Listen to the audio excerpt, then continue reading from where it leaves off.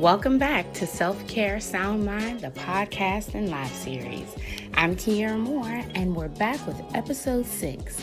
Today, my special guest is Mrs. Armina Domingue, and she is coming from Candor Consulting Firm. Today, we will be talking about coping through tough transitions. Let's get into the show. Hello, everyone, and welcome to Self-Care Sound Mind, the podcast and live series. I am so excited to have you with me today to join me for episode 6. I am so excited because these last few episodes from one, and I'm sure today is going to be no less than amazing. All of these episodes have been the highlight of my Fridays. They have been wonderful conversations about mental health, about self-care, about overall wellness. I've been getting great feedback from you all, and I'm so excited about episode 6. Today is going to be the end of season 1 of Self-Care Sound Mind, the podcast and live series. I am going to take a short break, and I am going to go full force into planning for season 2 because, honey, this has exceeded my expectations. And so I am so happy about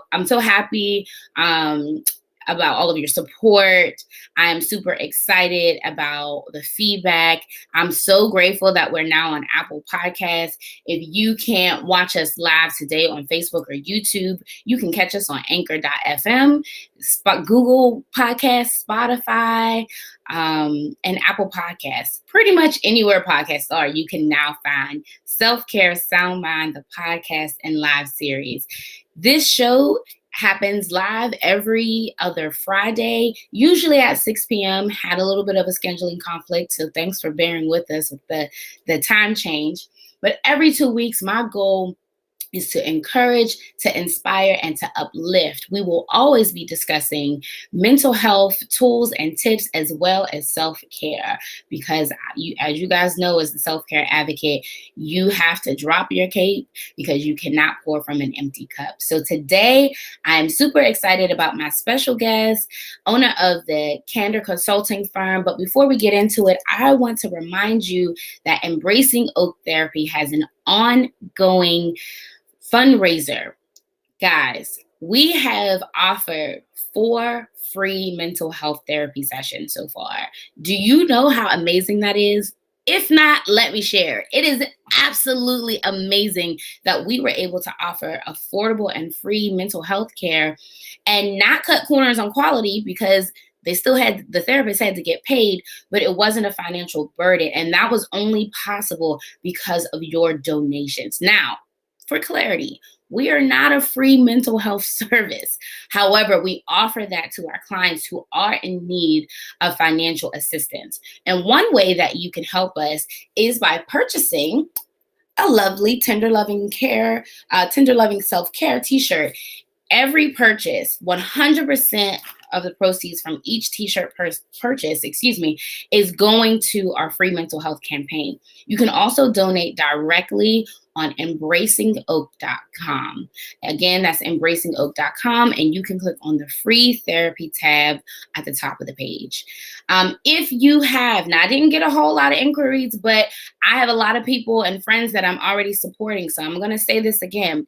If you have an item that is encouraging or uplifting, whether it's, our typical self-care items like your body scrubs and oils and things like that, t-shirts with uplifting messages, or if you plan events, please let me know. I want to share that information with my audience, okay? So you can email me. You can go directly to my website, kieratmoore.com or embracingoak.com. You can also follow us on social media and reach out to me that way as well. I've taken up enough of your time. Let's talk about coping through tough transitions with my special guest. Again, Mrs. Armina Domingue from the Candor Consulting Firm. Let's welcome her to the show.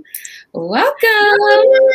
Hello. I am so excited. Oh, thank you. You are like the mover and shaker in this thing. And I'm just proud to be among greatness today. So congratulations in all endeavors and offering free mental health services. While your services are not free, but you have found a way to carve that in. What an amazing give back to the community. So I'm trying, girl.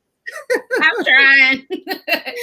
Being in this field, I first of all, I would never take anything from the hard work that we do as mental health professionals. And I am not demeaning that in any way, because guess what? The therapists that are working at Embracing Oak and they are providing these services, they are still getting paid. Yeah. That part is not free. Yeah. But I just, knowing and experiencing that, I've been a therapist now. I think I just came up on, or I think August makes 8 years for me. Wow. And so I've seen, a lot of different people, a lot of different financial backgrounds, and especially with the pandemic, people losing jobs and starting new jobs and having to leave careers that they've been in for so long and finding a new employment. And insurance costing as much as it does if you're not getting it from your employer. Like, I totally get the financial burden, but that doesn't negate the fact that mental health therapy is still needed. So by, rallying up the community and reaching out to my people, I have a wonderful, wonderful support system and wonderful support from family and friends and my social media family. So I know that together we can make this happen. So, it doesn't take away from the hard work, but it's definitely, to hear the relief when I send that email, like, I understand you're having a tough time and you can't pay for your session this week. I spoke to your therapist and they said you really need it. We're going to pay for your session this week, or we're going to, the sigh of relief, the excitement through email, all of that is enough for me to say, okay, we got to keep this going. So, I don't want anyone to think that I'm diminishing what we do in any way, but we definitely need the support from the community. Well, you know what? I don't see how it even could come across as diminishing what we do, because we're living in a time, and I'm sure we'll get into this as we go, but we're living in a time right now where things have shifted and changed, right? And so it's really hard to afford certain things. And let's not be the hindrance to getting help, right? Let's not be the burden or be in the way of someone getting it. If we could be innovative and if we could find ways to maneuver certain things so that it doesn't affect sort of the business, right? Right. Then why not? Why not? Listen, I agree. You read posts that people are like, oh, well, mental health care should be free, blah, blah, blah, blah. And I'm like, it should be. We should also have universal health care, but we don't. So, until that happens, this is my way of giving back and making sure that we are doing that, Embracing Oak, Here More Therapeutic Services, whoever, that we are closing the gap, because there is disparity in who gets treatment. Let's just be honest. That is true. So we're trying to do our part to make sure that those in need get what they need. And it's not, let's just be honest. There are people who are good at what they do, and then there are people who are burnt out, and there are people who are not so good at what they do. And so I want to make sure they get quality here. Okay. Yes. But affordable, right? So that's important to do. Yeah. So let's tell everyone about you. Let's talk about the Candor Consulting Firm, your baby that you launched. Let's talk all about all things Candor Consulting. So what do you have going on over there? Oh my goodness. So first of all, I am Armina, and I have been in the field. You said 8 years. I was like, oh, I remember when I hit 8 years. I've been in the field going on 20 years. Wow. And my career started in New York, and I've always worked in some kind of a community mental health, because I see myself as someone who is this professional, this one who has a wealth or a plethora of knowledge to give back to my community and not cut corners or not be able to slight them in any sort of way. And so I've always worked in community mental health, and fast forward, the pandemic hit, and I was like, Yeah, I'm just gonna open up a firm. I had no clue what I was doing. I think I consulted with you once or twice on like Yeah. what this looks like. And so I ended up just opening a firm, and initially it was going to be just counseling. But then I got bored sitting at home, and so I said, let me get a certificate in executive coaching because then I can work with leaders. Ooh. Yeah, I've been a director for many years. My last job working for someone, I was a clinical coordinator at a community-based mental health agency. And so, we always feel when we're in those positions like, gosh, if we could teach people what we know, we probably could save a whole lot of more careers and a whole lot of more burnouts from staff. And so I jumped on the opportunity, took the course, and here I am now providing a house. So I call my business, it's like a house, and there's three sides to the house. And Okay. the first side is counseling. So you're going to get your individual counseling, your mental health, your marriage, or your family counseling on that side. And then there's the executive coaching, and the most exciting thing that we just launched, and it's a soft launch because it's not really like out there yet, but we've launched the Emotionally Healthy Church. And so at some point during the podcast, maybe we can just touch on that a little bit. Oh, yes. We are providing these 3 different layers to people. And so we at the firm have been thinking about how can we be kind of innovative in itself to provide care to anyone who calls us, regardless of whether they can pay for it or not. So we've been on certain platforms. So we're on Open Path, and I don't know if you've heard of Open Path, but it's an affordable platform where the member gets to choose their rate. And so they choose a rate between like $30 and $80. Okay. And whatever they choose, being on that platform, we accept that. And so whenever people call me because they saw me on Psychology Today or they went on my website and I tell them the price because we don't take insurance, we're only self-pay. Okay. They're like, oh, your profile is so good, but I can't afford it. So like, how do I see you? Do you have a sliding scale? And so I usually send them to Open Path because like you, we don't cut corners because you're going to pay $30 versus $120. You're still going to get quality care. And so that's the firm, we do. I love that. Yeah. And we have some interns that work with us. So we're not only teaching people coping skills and ways to manage life, but we're actually teaching people how to do this thing. So that's what I love. Super exciting. Yeah, thank you. One of the things about Embracing Oak that I wanted to do, I wanted to make sure that, helping pre-licensed therapists get their license without the stress that comes along with larger agencies, right? Yes. So that was one of the goals too. So I absolutely love that. And I love, so let's just jump into transitions, okay? Because as a believer, right, the transitions that we have as people had to make were major over this past year and a half, right? But also the church had a major transition trying to figure out how to adapt to the changes of the world now. Child, we still trying to figure it out. Still figuring it out. I was at my church. Do we go back in? Do we stay home? Are you going to be virtual? Are you going to be... Yes. And how do you sanitize the sanctuary? How many people can be in the sanctuary at one time? And I was by my church this morning dropping off some diapers. Once a month we do, the church does a community grab and go where anyone in the Germantown, Philadelphia area can come grab a box of food and grab some goodies. So the goodies we're giving this month are diapers and care packages for children. Nice. And so the firm dropped it off today, and I was talking to one of the elders, and we were talking about like, what is this even going to look like when we come back together? And so they're like making all this space and trying to put all these things around to keep us safe. And I was like, yes, because I want to be safe coming back to church. We gotta be safe. I don't want that to be a hindrance of me going back into the building. And so yes, you're right. The transition, we didn't see this coming. But here's the thing about life, and I love this about life, is that we're constantly transitioning.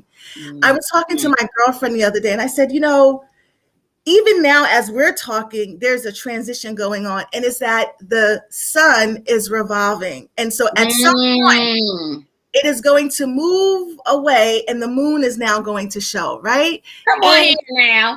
We don't feel it, but it's happening. It is a thing. Every single day, this thing happens, but we don't feel the shifting. And some people are like, well, that's not a transition. It is, because at some point during the day, your body physically gives in where it's now time to go to sleep. So the hours leading up to that is preparing you physically and mentally for night. Come on here. So we have been going through and that's a tiny transition, but think about when you graduated from high school and you had this yearbook, and I remember looking through my yearbook and every person who wrote in it put KIT, K-I-T, and that means keep in touch. Now, because of social media, I've been able to now keep in touch with those people. For years after graduating high school, we didn't keep in touch. Yeah. We transitioned from one part of our life to another part of our life. Mm-hmm. When we graduated kindergarten and then moved into first grade, that was a transition. And with these transitions was slight traumas because we would never see these people again in that same space. So I do believe that we have been prepared for transitions. We just don't realize the transformation that happens during Come on. Change, transition, and transformation. All of these things are happening. And I think that I think we get stuck when we don't realize what's happening, right? Yes. We recognize that something is changing, but we're focusing on what we're losing and not where we're going, right? And we get stuck in this limbo. Yes. So many people are changing and transforming, and there's transitions happening, and they're like, what in the world is going on in my life? I'm uncomfortable. I'm not happy. All of these things are different, and I don't know what to do. You know, people are realizing. I've gotten so many calls in the past week of people saying, I'm just not happy anymore. There's so much changing in my life, and I don't know what to do. What do you say to that person? I'm like, you do know what to do. So let's think back, because remember the time that you experienced something very similar to this? Tell me about that time. What tools did you use to get through? And so the part about coping in the transition is remembering our past. I have this thing where if 30 days from now, it's not going to be an issue, guarantee I'm not stressing over it. Because as you go through your days, the things that were so pressing for today may not necessarily be pressing for tomorrow, because then tomorrow there's something else that's going to come along. Yeah. So I have this imaginary toolbox that I give to all my clients. And I'm like, look, as we go through therapy, you're going to fill this box with tools. You're not going to pull out a hammer to take a nail out of the wall. You're not going to take a screwdriver to hit the nail in the wall. You're going to need to use the right tool for the right situation. And so oftentimes when I get the call, I'm like, well, let's open up your toolbox. What's in it? Oh, no, we're not going to use that because, that wouldn't fit in this situation. And so therapy should not just be about talk to me about what's going on with your life. And I'm going to then take what you say and flip it into questions and put it back at you. Now I'm going to teach you how to manage this, because the goal of therapy is never to be with me forever. We're going to be BFFs for a short period of time. And then you got to go out there in the world and try these skills. You got to do what you've been working for. Yes. So when you talk about like, how do we do it? It's that one is that we have to actually acknowledge where we're at. What space are we in right now? What is happening in our life that's causing us to be burnt out? That's causing us to stress out, and even to feel low key, I can't do this no more. Right. And oftentimes we don't really say that, because when we say it, then it means like, oh my gosh, someone's going to put me in a hospital somewhere because I'm quote unquote losing it. No, those are natural feelings that we have in the inset of this transition, because we're like, can I do this? Am I able to take the next step forward? So we got to acknowledge the space that we're in. Absolutely. And, it's interesting because no matter what the actual trigger or situation is that is making you feel overwhelmed, or whatever you're transitioning into or transitioning from, you have these very similar patterns of behavior, right? So if you're grieving, you're going to have very similar transitions and changes. And if you're going from, graduating from high school and either going into college or to the workforce. Like I have teenagers I'm working with right now, and this transition into adulthood, it's more overwhelming for some than others based on your level of independence, right? Mm-hmm. And so all of these changes and transitions, they're very similar in that you have to work through and keep moving. You can't get stuck in it. And sometimes we get overwhelmed, but it's important to feel, we say it all the time, feel your feelings, but don't get stuck, right? Mm-hmm. Acknowledge that it's happening, but let's understand why it's happening. And let's figure out what we can do with that. Because it's not that you aren't capable. You're not feeling overwhelmed because you can't do it. You're feeling overwhelmed because maybe you need to take a moment and map out what you really want to do. Maybe you're not hearing everyone else tell you what you should do, and you're just now, following your own voice, maybe you're not used to that, Right. So really in these changes and transitions, really sitting down and thinking, okay, what is it that I actually want? I remember a time when I was super burnt out, and I was like, why am I even doing this? Like, why am I doing all of this? And I really sat down with myself in that moment and had to acknowledge that some of the things I was doing, not because of what I masked it to be, but I was really doing it because it became a pride thing. Yeah, okay. There were these, it went from a positively intended mindset to somewhere along the line, it became, I had to do this. Like I had a chip on my shoulder. I had to do this to prove somebody wrong. And really it was like, honey, you ain't doing nothing but burning yourself out, and they not even watching you. Yes. They don't care. Yes, absolutely. Adjusting my intention around what I was doing and why I was doing it allowed me to really get my life back on track. Like I started off because I wanted to do it this way. But there comes a time where change and transition and transformation comes in and says, you had a really good blueprint, but we might need to take a detour because life happened and you didn't account for life to happen in this way. Right. So let's go back. We may not have to go back to the foundation, but we may have to go and change some things, and that's okay. Right. And the thing from that original plan is okay. Yeah.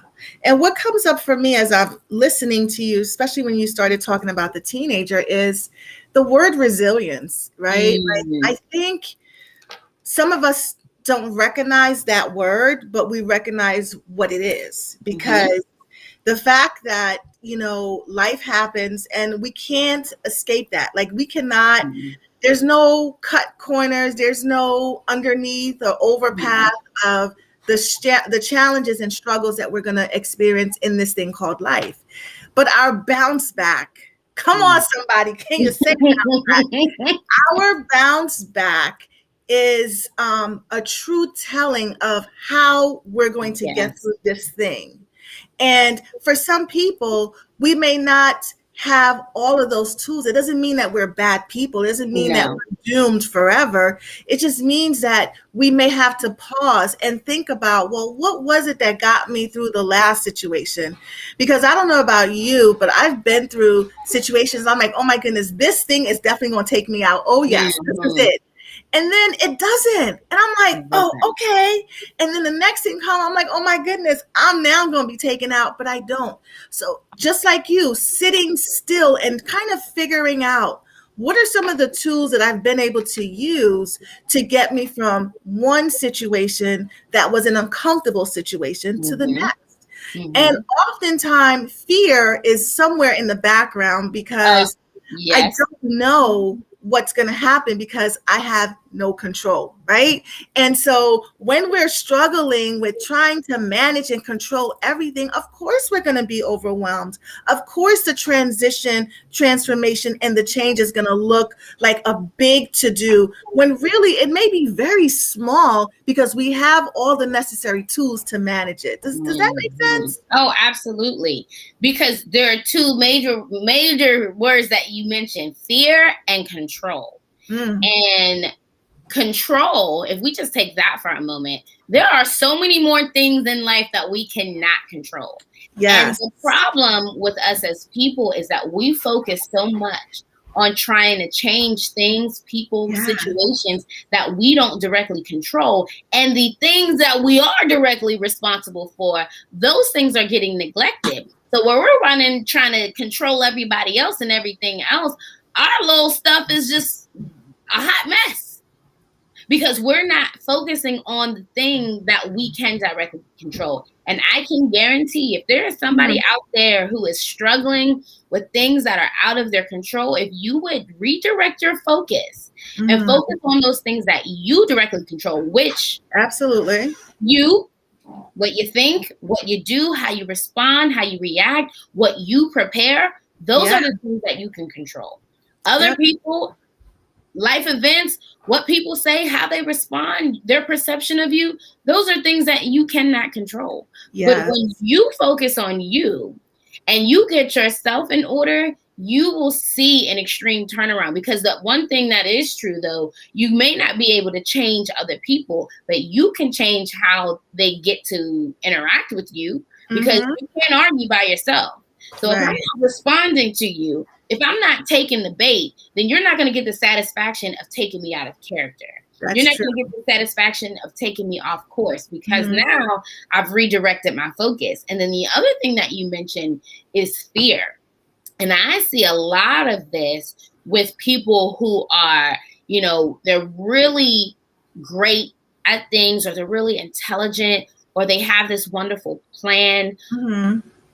But there's something about fear that's masked in what people, they're just like, oh, I'm an overthinker. I just like to, think of all the worst case scenarios just so that I'm prepared. I'm like, you're not prepared to do anything but sit still and not move the rest of your life. Because in every worst case scenario that you've tried to figure out, you have not once considered the possibility of anything positive happening. You've not once considered your success. You've not once considered the things that you could do if you took any steps of action, right? So you've thought of all the worst possible. You haven't even thought about the slightest, positive, the slightest area of success. And that is not being prepared. That is fear. Listen, we make the list for the list for the list, right? And we have to go back and check the list to make sure that we have everything on the list, but then we make another list for that list.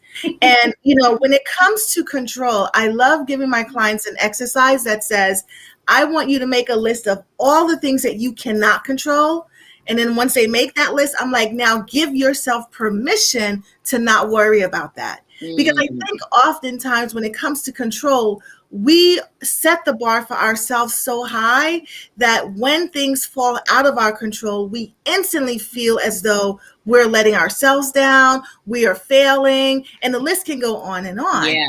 And so being able to give yourself permission to not worry about those things that you don't have control over gets you through some of this transition and some of the change, or really even embracing it, right, and accepting where you are. I love that. You mentioned feelings before, feel it, but don't stay there too long. We need to accept the feelings, right? And that's okay. The feelings are natural. They're going to come. If you live on this earth long enough, you're going to figure it out. Exactly. So accept those feelings and just be mindful of how you're reacting to the feelings, but accepting the feelings that it is what it is.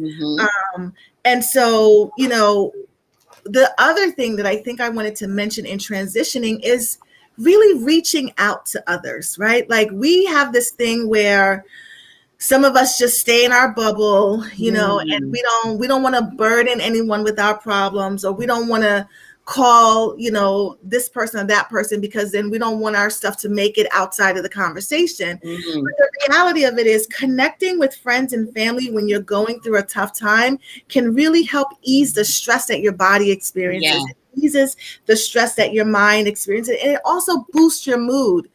I mean, I don't know about you, but I have a bunch of cheerleaders in my corner that as a business owner, there are many days I'm like, I don't want to adult today. Like, I don't want to do this.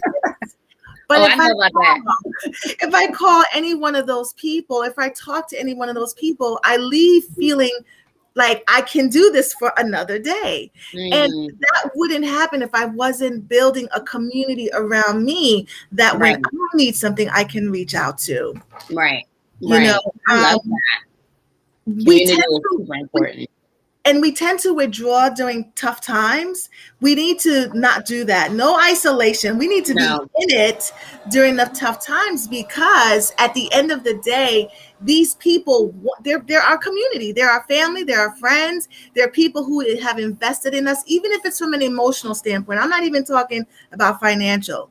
And if you don't have those people in your life, expand your network. With yes. social media these days, there's a group for everything. I mean, there's even a commercial that tells you that there's a group for everything, right? And so you may not necessarily have it, but you can join some of these social media groups with people who are like-minded like you, people who are going through stuff like you are, and use them as your support network. Absolutely. You mentioned community and not isolating, but let's think about this past year and a half, right? So the pandemic started, at least in Delaware, we shut down in March, right? Yep. And so we're talking about a serious time of uncertainty, we're isolating from our family and friends. Mhm. And I'm finding that a lot of people now are having and experiencing a lot of anxiety going back into the world, right? I I had a teenager yesterday who, has been very matter of fact about everything being fine. They're fine. They're fine. They're fine. I'm fine. I'm fine. Okay, I'm sure you're fine. And I know you don't want to talk about school, but let me just ask you this one question. How do you Mhm. feel about school being in person next year? Oh, guess what? She wasn't fine It anymore. wasn't fine. Nope. It went from I'm fine to I can't do it. I can't do it. I'm gonna have a panic attack on first day. And so I'm like, wait, what? Like, that's not the answer I was expecting, because you've been telling me for weeks you're fine. Yeah. So you're not fine because there's some anxiety about this. So Mhm. so people, kids going back into school, just adjusting to, community spaces, especially people who are at a higher risk, right? So, Mhm. how do we encourage people to manage that transition of they've been isolated for so long, and of course, maybe they didn't like it, but then they've become accustomed to it. They've grown used to not being Mhm. in large social settings. So, how do we help with people who are struggling with that anxiety? So the simplest answer I can give, because that's a boat-loaded question, but the simplest answer that I can give is I'm gonna talk about it as the beach, right? Mhm. So a few Memorial Day weekend, my family and I decided to go to the beach. And I could not wait to get to the beach because I just needed to be in that water. I just needed to be on the sand and Ugh, I just in understand. that element, right? So we got to the beach and I ran to the water, and that water was brick ice cold. So I said, okay, I'm just gonna go hang out for a little bit, maybe let the sun come out some more, and then I'm gonna try the water again. And by the end, I was able to get not all the way into the water, but at least halfway into the water. And Okay. I share that experience to say, when things open up, for many of us, we're not going to just bombard the outdoors or the world, because that is scary. Yeah. You know, for many of us, we have been enclosed for 15 months, 18 months, and the days keep going. So it's not like we're fully out of the pandemic. Right. And so baby steps, taking it little bit at a time. So maybe for today, you might go to the park, or you might sit on your step. Like, there's little things that you, and if you're in therapy, you and your therapist can talk about, of how to complete it all. You don't want to complete it all at once, right? Because it's Hmm. only going to cause you fear, and it's only going to raise your anxiety level.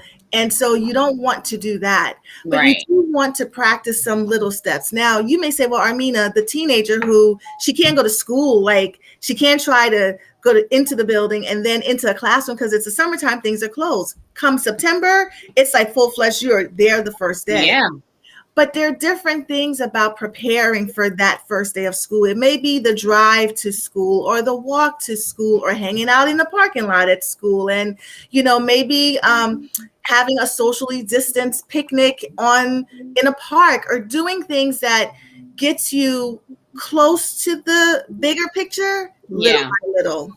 Yeah. So taking those baby steps, right? That little bit of exposure at a time. Yeah. I think that is an that's a great advice. I think that we have to use that mindset with pretty much anything, right? Yes. Because with change and transition as a whole, whether it's transitioning back to the quote unquote normal world, whatever that's going to look like, it has to be done a little bit at a time. That's right. You can't expect for, things to just change immediately. I can tell you one thing. I think I'm a great therapist, but your life is not going to be magically changed after one session. These are changes and transitions and transformations that take time, that take effort, and that take your daily cooperation and your input, right? And so coping through changes and transformations and transitions, the responsibility, while it's on you, right, and that can seem a bit overwhelming, that puts things back into your area of control. What can I do to help assist myself in this change? What can I do to change my mindset to be a positive one today? Maybe I wasn't so positive yesterday, but if you wake up today, you have that control to change your mindset today. So go ahead. I was just going to say, and the other thing about it too is, remember when I was talking about including others, like being around others? Yes. The other part of that is asking questions. I mean, I'm reminded of like offices being open, and it's expected that people come back into the office space to work. Well, have you had a conversation with your director, your manager, about like, what are the possibilities that I do hybrid? Or maybe I'm not coming in, 5 days a week. Maybe I can come in 2 days a week and work from home for 3 days a week. And so there's so many things that are out there, but we don't ask the right questions, or we don't ask questions, period. So we don't get those answers. So even what precautions are going to be put in place, like it. And I think that's super important. Ask questions and ask for help. One of the worst things, and you mentioned it already, one of the worst things we can do is isolate when we are in these changes and transformations, because the people around you, they may or may not know that you're going through this change and transformation. And if they do, they want to support you through it. But if they don't, they're not going to know what and how to do. And they may not understand the change and transformation. Anytime someone comes to see me and they're in a relationship, or they're, they're living with a partner or a parent, if they're an adult child and they're still living with their parents, I say, does your significant other or does that family member know that you are in therapy, or know that you want to make a change in your life? Because you're going to start the change. And that change and transformation is going to involve them or affect them in some way. Whether it's establishing a healthy boundary, or it's maybe cutting off some relationships. Yes. And so it's important to communicate. I'm going through this change.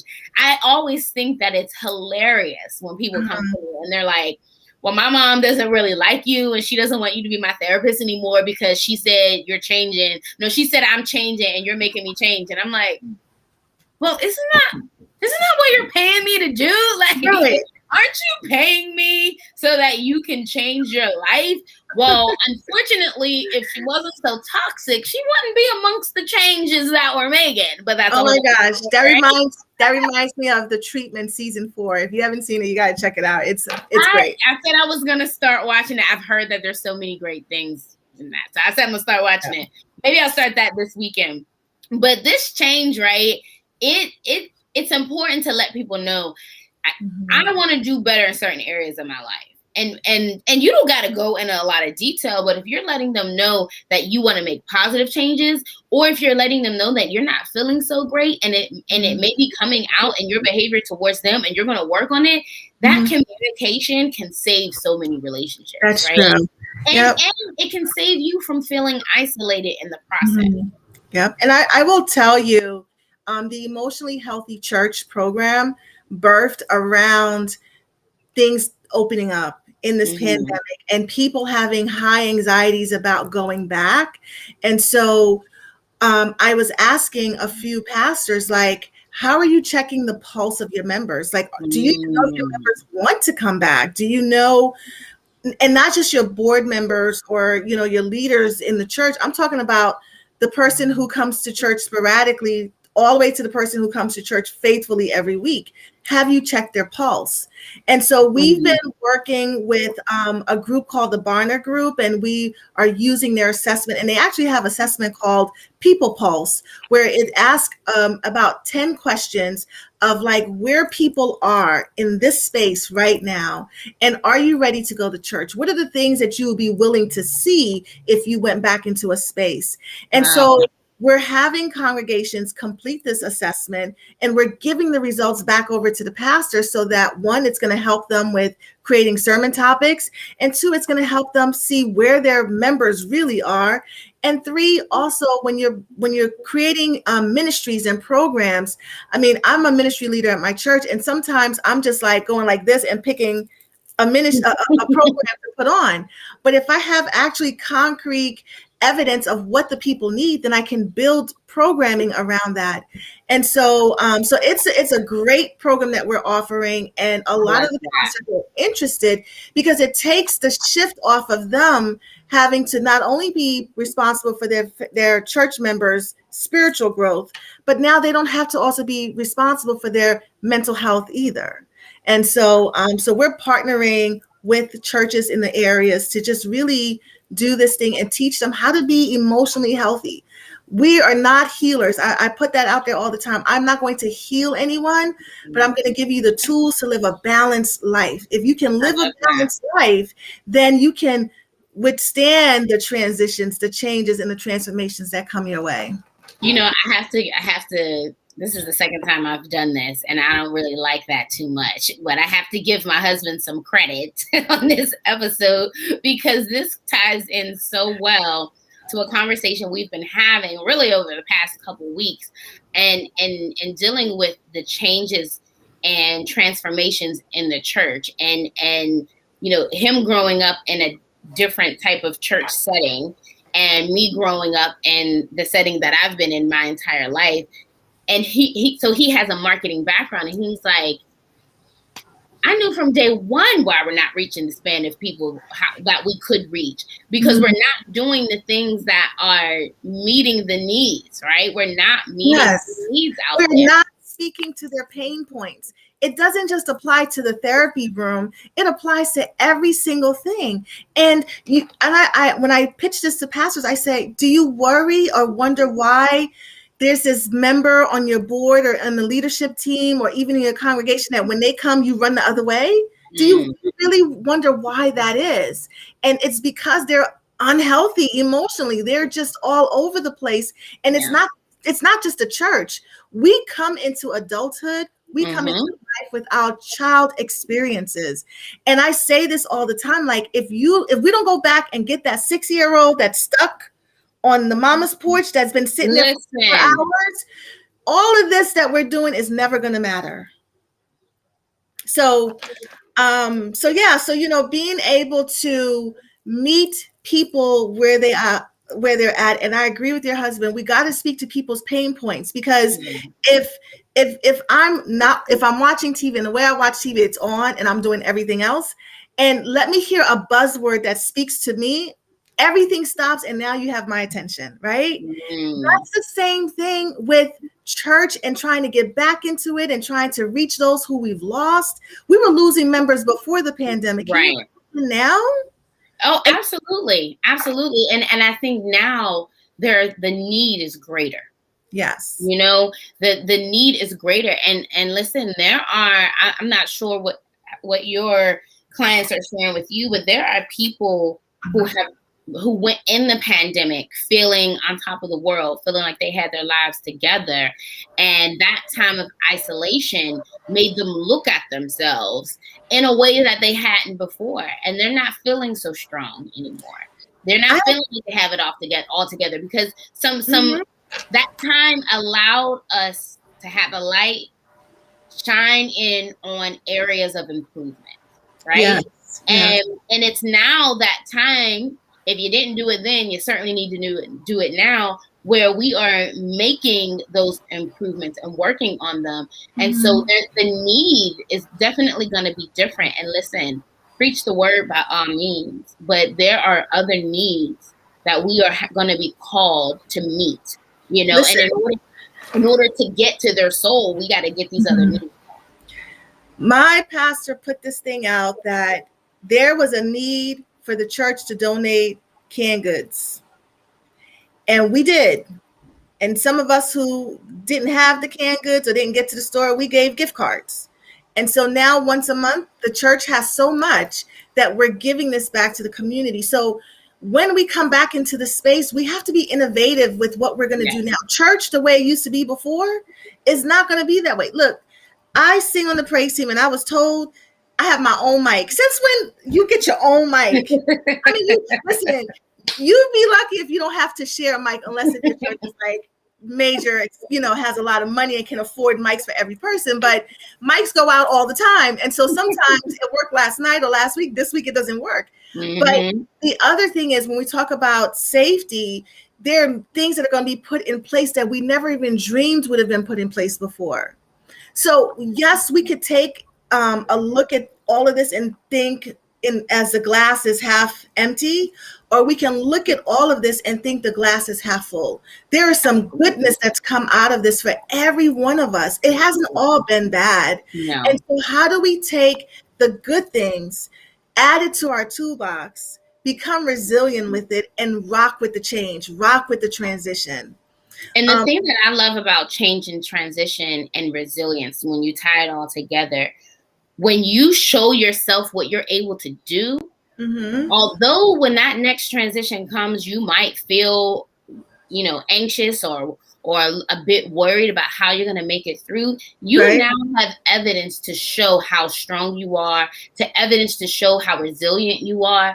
And you can look at yourself and say, you know what, if I got through that, I can get through this. And so when if you're out there and you're going through a tough change or transition in life, or the pandemic has, you know, changed your life drastically, whether through grief or a change of career, listen, if you made it through the past, however many months of this pandemic, you can get through anything that life throws you moving forward, because you are strong and resilient, and you have a community of people out there who are willing and waiting to offer the assistance that you may need. If it's the, you know, weekly therapy, if it's, you know, being honest and vulnerable with your family and friends, people are out there. And there are platforms out there that will help you anytime you need it. And so you don't have to go through this alone, but you will prove to yourself that you can get through it. That's right. I appreciate you being here today and accommodating all the time changes and everything that's going on. I mean, this has been absolutely wonderful. Any last words that you would like to share on coping through tough transitions? You've talked about it, but I just want to put the plug in: invest in self-care, whether you are getting exercise, whether you're using some mind and body relaxation or mindfulness techniques, improve your sleep. That's going to help you get through the tough time. Eat well. You know, we all got the COVID weight on, but let's try to do what we can to eat better or eat healthier. And look for meanings and purpose in life, because they do exist. And so stay motivated. That's all I got for you. Stay motivated. Absolutely. You know, I love all things self-care, and it is extremely important to do the physical piece of that, because when you are going through emotionally, if you're having any type of mental, stress, right? Mhm. The physical body and your emotional body, that they're intertwined, right? Yep. And so if Mhm. you are going through a situation and emotionally it has you feeling down, you can improve your daily experience by focusing on what you can control, which is your Right. physical body, right? So Yes. I might not be able to deal with the situation or change the situation right now, but I Mhm. do know that if I sleep well, if I eat well, if I stay hydrated, if I get sunlight, if I exercise, Mhm. my physical body will allow me to feel a way that I can focus on the emotional piece, right? I tell people all the time, if you feel like crap and you eat like crap, that's a whole lot of crap. Okay. So you have to find a Yes. way to make Yeah. yourself feel better. And you know what? Who likes to exercise, right? But I can Mhm. guarantee you that afterwards, that boost of endorphins and dopamine, that Yes. is going to make you feel so much better. Yes. And And you can start where you are, a walk to the mailbox, a walk mhm. down the block and back. That little bit will do your body wonders. So absolutely, absolutely Yeah. take care of the physical when you feel like the emotional is a little bit harder to do, right? Yeah. The last thing too is, and has been my mantra forever, is just be kind to yourself. I think Mm, sometimes we're so hard on ourselves and we criticize ourselves so rough, and yeah, it's okay. We're all in this together. Yes, we're all at different levels in this, and yes, we all cope differently with it. But if you're hearing our voices, we are all in this together. So relax a little bit. Don't be so hard on yourself. Appreciate yourself for the efforts that you've made so far. yeah, Celebrate the small victories and yeah. just be kind to yourself. Yes, yes, yes. Absolutely. I love it so much. So much. Everything you said today was wonderful. I appreciate you being a guest here Oh, thank today. you. Thanks for This having me. Oh, absolutely. This wraps up the first season of Self Care Sound Mind, the podcast and live streaming. Wow.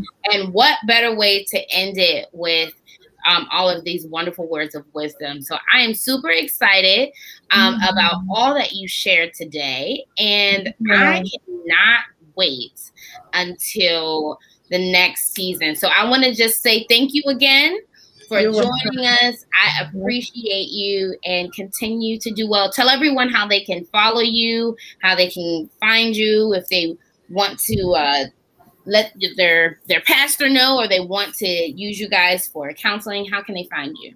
Yep. The easiest place to find us is on the World Wide Web at www.candorconsultingfirm.com.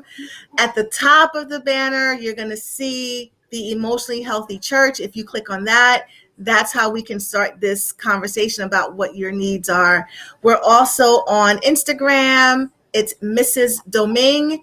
And on Facebook, we're Candor Consulting Firm on Facebook. And so Yeah. I'm just excited to be on your platform. Again, thank you so much for the opportunity to really talk through some of the challenges and transitions that we've been having.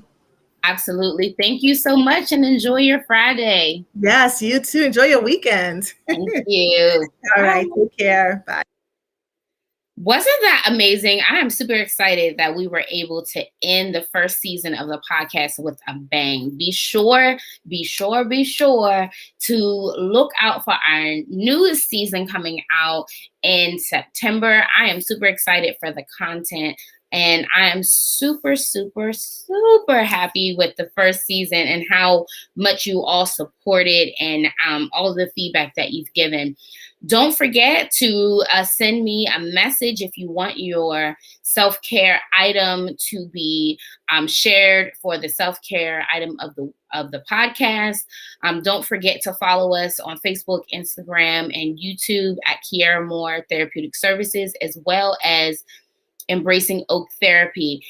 Don't forget to purchase your shirt with a purpose. All proceeds from the Tender Loving Self-Care shirt will be donated directly to the Free Mental Health Campaign. And I cannot wait to see you for the next episode. Here's some more information. and some self-care tips. And I will see you all in September.